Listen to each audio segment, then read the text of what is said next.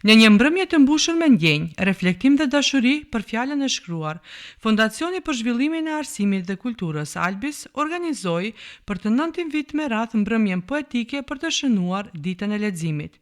Ky aktivitet tashmë i kthyer në traditë mblodhi rreth 15 poetë të rinj të afirmuar, të cilët ndanë me publikun poezi të ndjera të shkruara me shpirt e zemër. Fondacioni Albis këtë mbrëmje poetike organizon disa herë radhazi me qëllim që të inkurajojë të rinj të kyqen në sferën kulturore, le të themi, dhe të jenë sa më shumë aktiv duke shkruar poezi dhe jo vetëm, duke u marrë me aktivitete kulturore dhe gjithmonë duke pasur në qëllim që të nxisim kulturën dhe arsimin në vendin tonë. A planifikoni të vazhdoni këtë traditë edhe në të ardhmen ndoshta? Po patjetër, dhe me thënë mbrëmja poetike e Fondacionit Albis organizohet disa vite radhazi. Këtë vit e kremtojmë edicionin e 9 të mbrëmjes poetike dhe me gjithë kënaqësi e them që nuk është hera e fundit që organizojmë, dhe me thënë mbrëmja poetike organizohet çdo vit në këtë periudhë, dhe me thënë aty ku ideja e mbrëmjes poetike ka filluar me ditën ndërkombëtare të poezisë. Mirëpo për shkak të muajit qentë Ramazanit është dashur me shty datën, dhe me thënë sipas asaj dite e hapim konkursin dhe të rinjt aplikojnë me poezitë e tyre dhe kemi komision të posaçëm që e përzgjedhim, që merret me vlerësimin e poezive dhe pasi që i voton komisioni prej krejt aplikimeve, do me thonë 15 të përzgjedhurit, ose nëse nuk ka më shumë, atëherë kthehen këtu në lokacionin, në mbrëmjen poetike dhe i recitojnë poezitë dhe pastaj bëhet përzgjedhja e vendeve. 3 vendeve të para që përzgjedhen nga komisioni dhe çmimi i publikut që zgjedhet nga publiku në event. Karakteri garuas i kësaj nate nuk ja zbriti as pak vlerën emocionale, përkundrazi, e theksoi edhe më shumë seriozitetin dhe respektin që i bëhet artit poetik. Juria e përbër nga emrat të nderuar të letrave shqipe si profesor Mustafa Ibrahimi, profesoresha Merita Abazi dhe publicisti Daud Dauti, e pati jo të lehtë detyrën për të vlerësuar krijimet e prezantuara. Në emër të Fondacionit Albis, drejtori ekzekutiv Besir Dermjani falenderoi pjesëmarrësit për kontributin dhe shpirtin që sollën në këtë mbrëmje, duke theksuar se kjo është vetëm një nismë nga shumë të tjera për të mbështetur të rinj që merren me art dhe në veçanti me poezi. Ky është edicioni 9, edhe ne si Fondacion na bën krenar që ky edicion rrumbullakson dikun mbi 230 poezi të cilët kanë marrë pjesë në konkursin e burse, në konkursin e mbrëmjes poetike, ndërsa mbi 140 poezi të cilat janë recituar në këto 9 edicione dhe mbi 40 të cilët kanë marrë çmimet e para, 2 të tretat dhe çmimet e publikut. Kjo është vetëm një nismë që Fondacioni Albis synon të mbështet të rinjt, synon të mbështet të rinjt të cilët mirën me art edhe në veçanti me poezinë. Unë e di që çdo herë them të njëjtën pasi që është evobekt fjalori im në këtë rast, pasi që kemi poetë të rinj të cilët do t'i dëgjojmë me vargjet e tyre, që shpresoj që të kalojmë mirë në këtë mbrëmje poetike dhe ata të arrijnë të përçojnë emocionin, mesazhin të cilët nëpërmjet vargjeve të tyre e kanë shënuar. 4 çmime u ndan në fund të mbrëmjes, 3 nga juria dhe 1 nga publiku. Çmimi i parë i ndan nga profesoresha Merita Abazi, shkoi për Enisa Ramadanin. Çmimi i dytë i ndan nga publicisti Daud Dauti, i takoi Argjira Elmazit, ndërsa profesori Mustafa Ibrahimi ndau çmimin e tretë. Çmimi i publikut i mbushur me duar trokitje dhe emocione shkoi për Anesa Ibrahimin. Pra të nderuar shikues, pranë me e kam edhe fituesen e publikut të këtij eventi shumë të rëndësishëm dhe shumë të bukur, Anesa Ibrahimi. Anesa, çfarë do të thotë për ty prezantimi i poezisë tënde? Kjo është diçka shumë e madhe për mua. Kjo poezinë që pata zgjothi ishte Ja Dola. Kjo zakonisht ju paraqitet femrave, për shkak që jo gjithkush e vlerëson femrën, po ashtu unë jam veç se autore e librit Dielli lind përsëri, edhe shpreha që ta shpreh edhe talentin tim me të tjerët, që të shohin që çdo rinim mund të arrijë atë çka doj, ëndrat e tyre. Ky është mesazhi me siguri që ke dashur ta përqosh. Je autore e një libri, a planifikon të realizosh edhe një libër tjetër me këtë tematikë edhe më tepër të theksuar? Po, mendoj në të ardhmen, shpresoj që të realizoj edhe një libër tjetër, por shpresoj që ajo të jetë një roman. Do shkruash edhe prozë. Çfarë do thotë çmimi për ty? Çmimi është diçka që e dhuron albizdi, domethënë. Edhe kjo ka një vlerë, por pika e parë që ishte, domethënë, e falenderoj shumë që jam zgjedhur prej 15 fituesve me poezinë më të mi. Kjo është diçka arritje për mua. Edhe fituesja e çmimit të dytë, Argjira Elmazi, u shpreh se është e lumtur që fjala e saj u dëgjua dhe emocioni i saj i shprehur në letër u vlerësua. Çfarë do thotë prezantimi i poezisë për ty sonte? Gjithmonë e gatshme për të lexuar poezi dhe për të dëgjuar poezi. Unë vi nga Struga, nga qyteti i poezisë, kështu që nuk ka se si të mos kem këtë dashuri të madhe për poezinë. Poezia ime lidheshte me dashurinë dhe si një gjë e cila mendoj se na mungon shumë ditëve të sotme, prandaj pse të mos e shprehim nëpërmjet dashurisë, shfaqjeve teatrale, librave dhe në çdo formë tjetër të mundshme, vetëm dashurinë dhe asgjë tjetër. Pikërisht atë desha të të pyes se cili është mesazhi, po ti ma the e ndërlidhe me dashurinë dhe me mungesën e dashurisë. Tjetër gjë në lidhje me mesazhin të cilin e përçove mes poezisë tande? Unë kam përquar një dedikim, një kërkesë ndaj dashurisë time, ndaj partnerit tim që gjithmonë të jetë me mua, ashtu si çdo kush dëshiron që të jetë të ketë pranë njerëzit e tyre të dashur, kështu që është një thirrje për të dhe pse nuk e dyshoj, por gjithsesi tani poezia i ka pak ato të vetat për ta bërë më artistike dhe më dramatike. Profesoresha Merita Abazi, në një fjalim të shkurtër por domethënës, theksoi rëndësinë që ka mbështetja e talenteve të reja dhe fuqizimi i zërit të rinisë përmes artit. Arti është një gjë shpirtërore. E ruan thellë në zemër dhe pastaj dal nga sigur një vulkan që del e shpërthen për një herësh, ashtu është edhe kjo. Te ju, frymëzimi ju ka bërë që të mirëni edhe të trajtoni temat të ndryshme.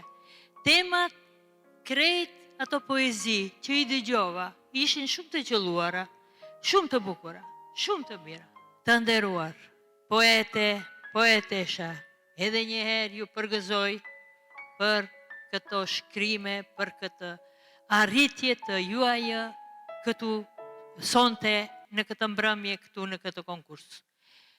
Ato të tjerët që nuk morën çmim, mos të zhgënjehen, as pak, le të vazhdojnë, le të shkruajnë. Duke shkruar, njeriu mëson. Duke lexuar, edhe më tepër mbushet me dashuri, mbushet me kulturën e artit edhe të letërsisë. Të gjithë pjesëmarrësit, pa përjashtim, u nderuan nga një mirënjohje për prezencën, kontributin dhe artin e tyre të shkruar. Një nga momentet më të veçanta të mbrëmjes ishte edhe prania e poetit Burhan Bekteshi, i cili solli një poezi të dedikuar për të gjithë ata që përballen me sfida. Mirupafshimi ku im ishte një thirrje e butë, e sinqert, që rrjedhte drejt nga zemra. Ai ndau me ne se përmes vargjeve ndihen të afër çdo shpirt që sfidohet nga jeta, ashtu si edhe vet ai. Domethënia e poezisë është për ata persona që janë karrocë invalidore. Nuk e kam shkruar për vete, sepse shiqer prej Zotit, unë nuk kam asnjë lloj njerëz që më injorojnë, apo kupton? Po shoh disa persona tjerë në Kosovë, në Shqipëni, Maqedoni që injorojnë edhe ndihen shumë keq.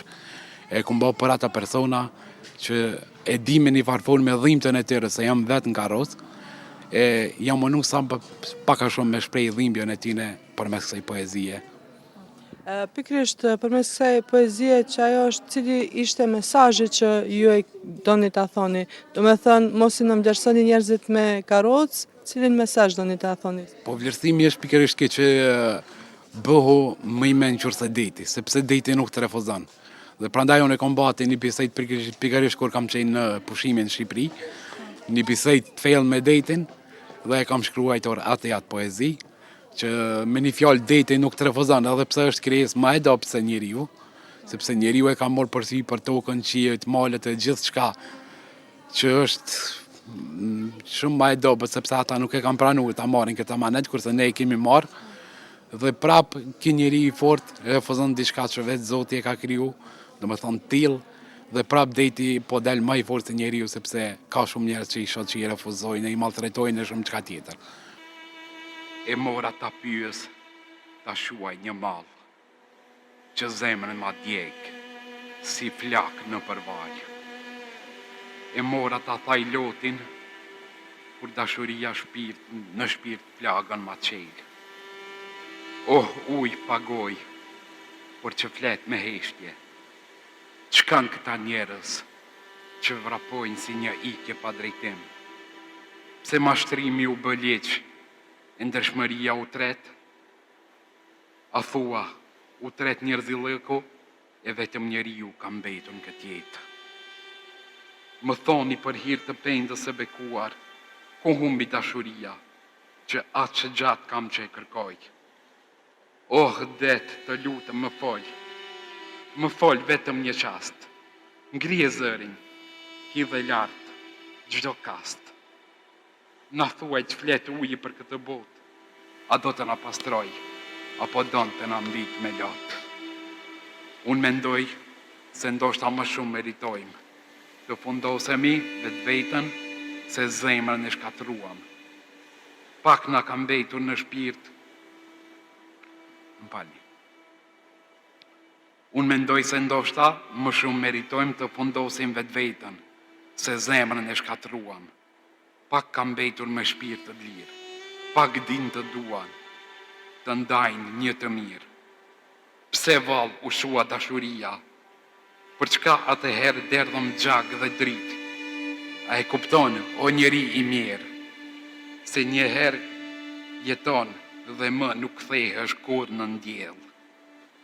Ke mendje, por e let të bjerë në rër, e harron shpirtin që pret një dritë të vërtetën. Futë në këtë det, shpirtin pastro, mos u la vetëm jashtë, por edhe nga mbrenda ndrysho. Ah, det, si kur të flisja, ashtu si zemra do.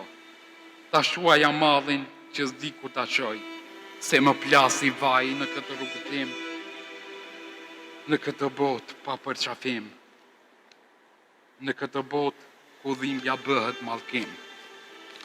Pse më refuzoni, o njerëz pa ngrotësi? Pse s'më përqafoni si dal nga bregu në veri? Pse krijesën e Zotit kaq pak e doni? Pse dashurin më ndaloni e vetëm më lini? Ah, man, o det, më shtrëngo dhe më mbro, se s'po i bëj ball kësaj dhimbje që më zhvesh e më thërmon. Më jep ilaçin e zemrës së vrar, të shëroj këtë shpirt që dhem pandal. Më jep një pik ujë, një pik shpresë, që vargjët e mia të mos tretën pa mbetje. Bëhu mjeku im, o det ti pa anë, ti ke forcë që njeriu se mban. Dielli ngrot trupin, ti freskon shpirtin, ti shëron plagët, ti ngjall edhe dritën. Oh, det që s'flet por shumë më thua, me heshtjen tënde me mush me shpresë për të bestuar. Faleminderit që më dëgjove pa u lodhur, që s'mu largove, që s'më le në udhë të humbur. Faleminderit dordhënës i pa fund. Faleminderit që s'u tregove kopras. Miru pafshim herën tjetër në brigjet e shpresës, kur shpirti të më tharas sërish nga plagët e jetës. Miru pafshim, miku im më amshuar. Miru pafshim, det i bekuar.